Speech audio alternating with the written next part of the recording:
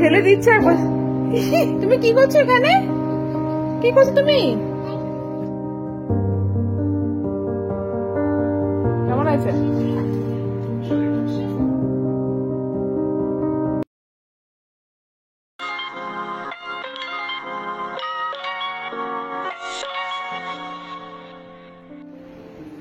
নমস্কার সবাইকে, আমার চ্যানেলের আরেকটি নতুন ব্লগে আপনাদের সকলকে স্বাগত।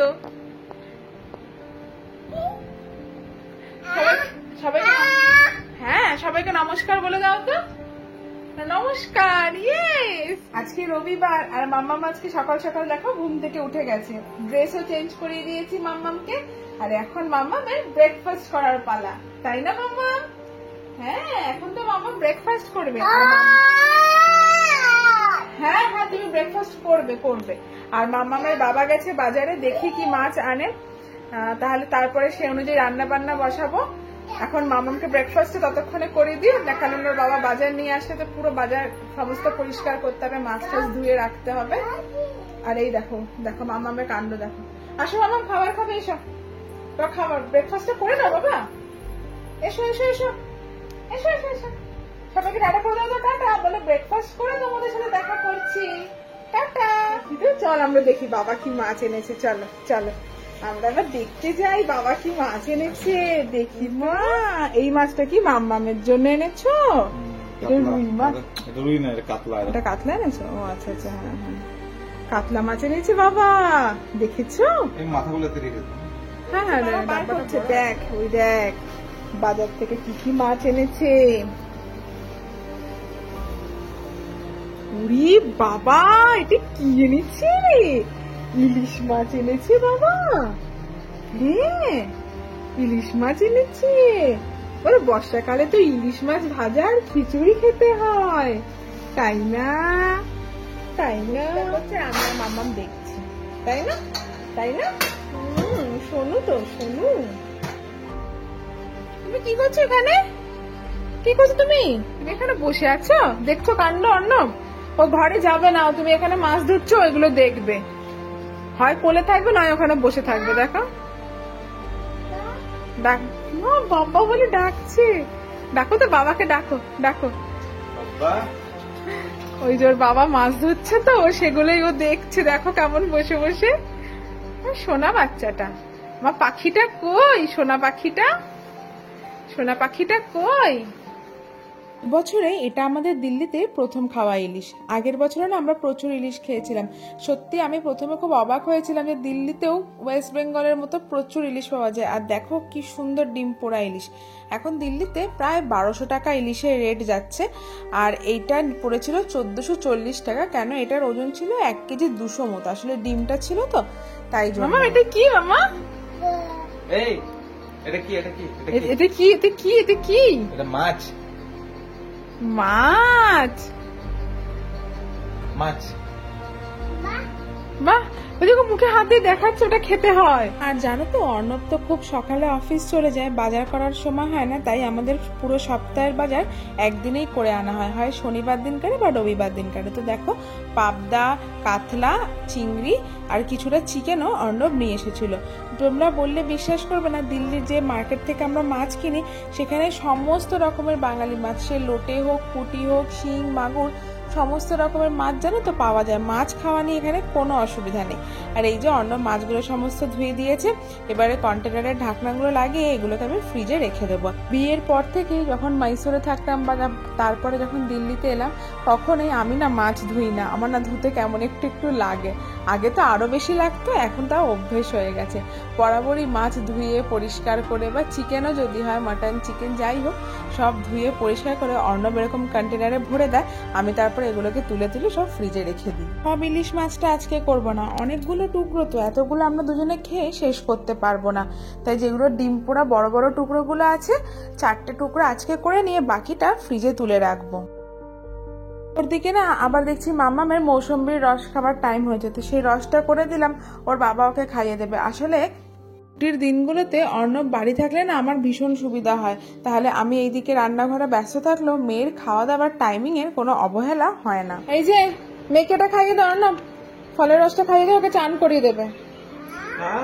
ভালো রস টেস্ট, হাসি দেখে খুশি আর দেখে। একবার নিজে খেয়ে দেখো তো ঠিক আছে কিনা রসটা, খেয়ে নাও। হ্যাঁ, এই যে এই 4 টুকরো মাছ নিয়ে নিয়েছি, এইটারই আজকে সর্ষে পোস্ত বাটা দিয়ে ভাপা করব। জানো তো অর্ণব না সর্ষে পোস্ত বাটা দিয়ে এরকম ইলিশ মাছ ভাপা বা পার্শে পাবদা যে কোনো মাছ ও খেতে ভীষণ ভালোবাসে, আর ইলিশ হলে তো কোনো কথাই নেই। তাই বাজার থেকে এরকম বেছে বেছে ডিম পোড়া ইলিশ নিয়ে এসেছি। দুঃখের বিষয় হচ্ছে আজকে রবিবার হলে কি হবে, ওর আজকে আবার ডিউটি আছে। যাই হোক, তাই জন্য দুপুরবেলাতেই ওকে বানিয়ে দিয়েছি, যাতে দুপুরবেলাতে অ্যাটলিস্ট ভালো করে ভাতটা খেতে পারে। এই যে এখানে আমি ভাপে বসিয়ে দিলাম, এরপরে মাম্মামকে ওর বাবা স্নান করিয়ে দিয়েছে, ওকে আমি রেডি করে দিয়েছি। মাম্মাম যত বড় হচ্ছে দুষ্টুমিগুলো যেন তত আরো বাড়ছে। ওর মুখে ক্রিম লাগানো, ওর টিপ পরিয়ে দেওয়া, এগুলো এত একটা সমস্যা হয়ে যাচ্ছে। বিশেষ করে কাজলের টিপটা পরাতে তো আমার প্রতিদিন ওর সঙ্গে যুদ্ধ করতে হয়। যাই হোক, ওকে এবার রেডি করে দিয়েছি। আর এইদিকে ইলিশ ভাপাটাও দেখো একদম রেডি হয়ে গেছে। জানো তো যখন মাইসোরে ছিলাম, মাইসোরে কিন্তু ইলিশ মাছ একদম পাওয়া যেত না। প্রায় 1.5 বছর আমি ইলিশ মাছ খাইনি। যখন বাড়ি যেতাম মাকে বলতাম, মা তুমি কিন্তু ইলিশ মাছ রান্না করবে। দিল্লি এসে সেই সমস্ত দুঃখ কষ্ট একদম ঘুচে গেছে। দিল্লিতে যে এত ইলিশ মাছ পাওয়া যায় কি বলবো তোমাদের। যাই হোক, এখানে দেখো একটু কাতলা মাছের একটা টুকরো নিয়ে নিয়েছি। মাম্মামকে ভাত ডাল আর এই মাছ ভাজাটা খাওয়া। মাম্মাম তো ইলিশ মাছ খেতে পারবে না, তাই ওর জন্য কাতলা মাছ নিয়েছি। কি হয়েছে, কি হয়েছে? ও বাবা দুটোকে নিয়ে নিয়েছে। মা মা, হঠাৎ করে কি হলো?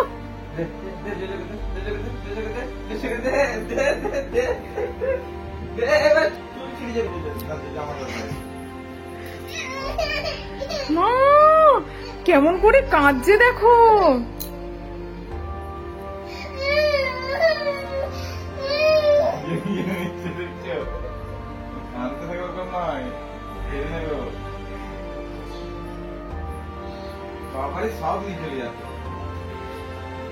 কি করে দেখো খাটের মধ্যেও। না না পড়ে যাবি মা। কি বাবা জোজোকে নিলে একটু কি হয়েছে? জোজো তোমার মেয়ে, জোজো তোমার মেয়ে। ইমা ফেলে দিচ্ছে আর যা বলছে, ফেলে দিচ্ছে আর বলছে।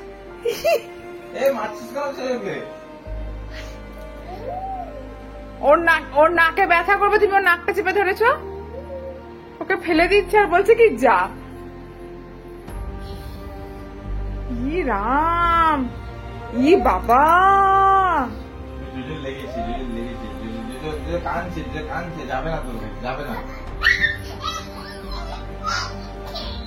বাপরে দেখ, মাছ দেবো না, মাছ ভেজেছি, মাছ ভাজা দেবো না তো আজকে। যা নিচে ফেলে দিয়েছিস তো, ওর ব্যথা লেগেছে, ও কাঁদছে। যা, একদম কেউ কথা বলবে না।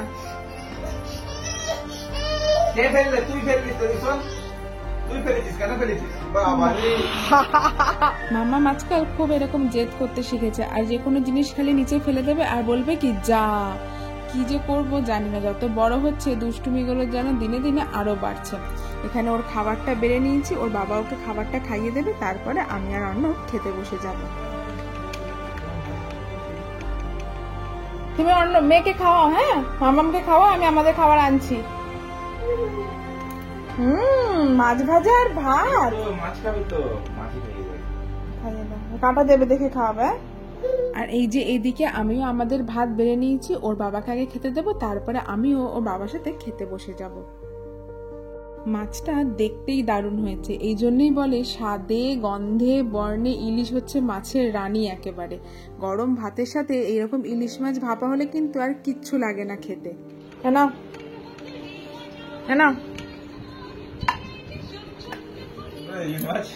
মুখে একটু দিয়ে দেবো ইলিশ মাছ, অসুবিধা নেই। ভাতটা দিয়ে খেয়ে দেখো, লঙ্কা আছে উপরে, দেখে নেবে। হ্যাঁ কেমন হয়েছে? ইলিশটা খেয়ে দেখো, ইলিশটা স্বাদ আছে নাকি।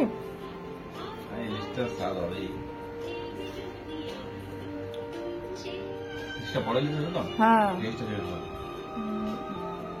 ব্যাস সার্টিফিকেট পেয়ে গেছি যে খুব দারুণ রান্না হয়েছে। এবার নিজেও এবার ভাত বেড়ে খেয়ে নি। এই দেখো খেয়ে দিয়ে বাসন মাজতে গেছি আমি, এসে দেখছি বাবা আর মেয়েতে দুজন মিলে এরকম ভাবে ঘুমিয়ে আছে। অর্ণবের আজকে রাতের ডিউটি আছে। আর দেখো বিছানাটার কি অবস্থা করে দিয়েছে মাম্মাম ঘুমানোর আগে। ওর বাবার রাতে ডিউটি আছে যেন ওর বাবা এখন একবার ঘুমিয়ে নিচ্ছে, আর মেয়েও দেখছি বাবার সাথে ঘুমিয়ে পড়েছে। আর বাইরে দেখছি এরকম মুষলধারে বৃষ্টি নেমেছে। জানো তো যখন প্রথম দিল্লি এসেছিলাম তখন দেখতাম কি শীতকালের বৃষ্টি হতো দিল্লিতে, কিন্তু এখন দেখি যে না, প্রপার যে বর্ষাকাল সেই টাইমটাতে দিল্লিতে খুব বৃষ্টি। বাবা মেয়ে তো দুজনে ঘুমোচ্ছে, আমি একটু বৃষ্টিতে দাঁড়িয়ে দাঁড়িয়ে বৃষ্টির মজা নিচ্ছিলাম। ওই আর কি একটু নিজস্ব টাইম কাটানো। মামা তুই ঘুম দিয়ে উঠে গেছিস? তা তো বাবা ঘুমোচ্ছে। বাবা খিদে পেয়েছে নাকি মাম্মা? হাত খাচ্ছিস এভাবে? কি রে কি করছে দেখো, খাটের কি অবস্থা করেছে। এই মাম্মা কি নিচে কি আছে? নিচে কি আছে? তোমাকে খিদে পেয়েছে? দাঁড়া আমাদের পায়েসটা বানিয়ে আসছে, একটু মাখানার পায়েস বানিয়ে দেবো, খাবে? খাবে একটু? চলো পায়েসটা বানিয়ে দিই তোমাকে, চলো চলো। মাম্মামের এই মাখানা পায়েসের রেসিপিটা তো আমি আগেই শেয়ার করেছি। বিকেল বেলাতে সাধারণত আমি ওকে এই মাখানার পায়েসটাও দিই, বেশ অনেকক্ষণ পেটটা ভর্তিও থাকে, আর এটা কিন্তু বেশ হেলদিও বাচ্চাদের জন্য। আর কোমার থেকে যে এই গুড়টা এনেছি, এত ভালো না গুড়টা, কি বলবো। আমরাও তো এখন চিনির বদলে এই গুড়টাই খাওয়া আরম্ভ করেছি। তাও কিছু কিছু ক্ষেত্রে চিনি ব্যবহার, কিন্তু ম্যাক্সিমাম টাইমে আমরা এই গুড়টাই খাই। এই যে মাম্মামের মাখানার পায়েসটা হয়ে গেছে, এবার ওকে খাবারটা খাইয়ে দেবো। এরই মধ্যে মামামের বাবা অফিস চলে গেছে, আর ওর বাবা অফিস যেতে লাগলে না মামাম ভীষণ কান্না করে, একদম বাবাকে ছাড়তে চায় না। তাই ভাবলাম খাবারটা খাইয়ে নিয়ে ওকে একটু ছাদ থেকে ঘুরিয়ে আনবো।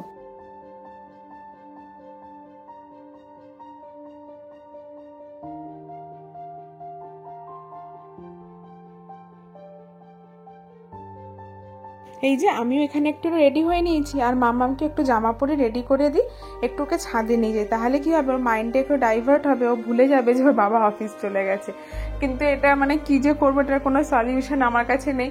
প্রতিদিন যখনই ওর বাবা অফিস যায় ও কিন্তু এরকম ভয়ানক কান্না করতে থাকে। আর মামামকে রেডি করার সব থেকে ডিফিকাল্ট পার্টই হচ্ছে এটা, যেখানে আমাকে ওর চুলটা বেঁধে দিতে হয়। আমি যতবার ওর চুল বেঁধে দেবো ও কাটারটা খুলে ফেলবে, যদি ক্লিপ লাগিয়ে দিই তো ক্লিপটা খুলে ফেলবে, আর যদি হেয়ার ব্যান্ড লাগিয়ে দিই তাহলে তো কোনো কথাই নেই, সাথে সাথে খুলে ফেলে। যে আমি আর মামাম একদম রেডি, এবার আমরা ছাদে যাব, একটুখানি ঘোরাঘুরি করবো। আসলে এখানে না বিকেল 7:30 অব্দি আলো থাকে, মানে দেখে মনে হবে যে এখনো সন্ধ্যা হয়নি, বিকেল 5টা মতো বাজে, যার জন্য আমরা একটু দেরি করে ছাদে গেলেও অসুবিধা হয় না। আর সত্যি কথা বলতে আজকে যখন ছাদে গেছি আকাশটা এত সুন্দর দেখতে লাগছে, তখন সবে সবে সূর্যটা ডুবছে, কি বলবো, মানে আকাশটা দেখেই মনটা ভরে গেছে। আর এত সুন্দর হাওয়া দিচ্ছিল। সাধারণত যেহেতু চারিদিকে এত বিল্ডিং, গাছগাছালি একদম নেই, এত কিন্তু হাওয়া এখানে দেয় না, কিন্তু হাওয়াটা দিচ্ছিল। কিছুক্ষণ পরে বুঝতে পারলাম যে কেন এত হাওয়া দিচ্ছিল। ওই যে দূরে দেখো সূর্যটা কি সুন্দর অস্ত যাচ্ছে আকাশে, মানে মেঘের সাথে সূর্যের রংটা মিশে গিয়ে এত সুন্দর হয়ে গেছে, তার সাথে ঘুড়ি উঠছে, এত ভালো লাগছে। সত্যি কথা বলতে যদি এত বড় বড় বিল্ডিং না থাকতো না, ভীষণ সুন্দর দেখতে লাগতো, কিন্তু কি আর করা যাবে, বিল্ডিং গুলোকে তো আর কেটে বাদ দেওয়া যাবে না। আর ছাদে এসে মামাম তো খুব খুশি, বাবা অফিস চলে গেছে, সেই দুঃখটা একদমই ভুলে গেছে। ওই যে দূরে সূর্যের অস্ত চলে যাচ্ছে, আমরা দুজন দাঁড়িয়ে দাঁড়িয়ে এই সমস্ত জিনিস দেখছিলাম। উমা হঠাৎ করে কি বৃষ্টি নেমেছে, তাই জন্য এত সুন্দর হাওয়া দিচ্ছিল। শেষে আর কি করি, দুজন মিলে দৌড়ে দৌড়ে ছাদ থেকে নিচে নেমে এসেছি। চলো আজকের ভিডিওটা তবে এখানেই শেষ করছি, দেখা হবে কাল আবার একটি নতুন ভিডিওতে।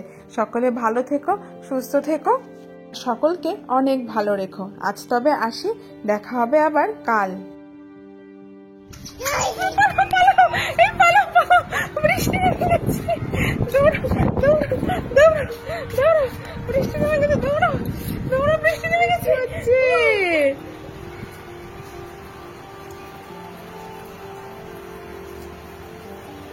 ঠিক আছে মাম্মা, মায়ের বৃষ্টি দেখা তো খুশি, হ্যাঁ একটু বৃষ্টিতে ভিজে নিয়েছি।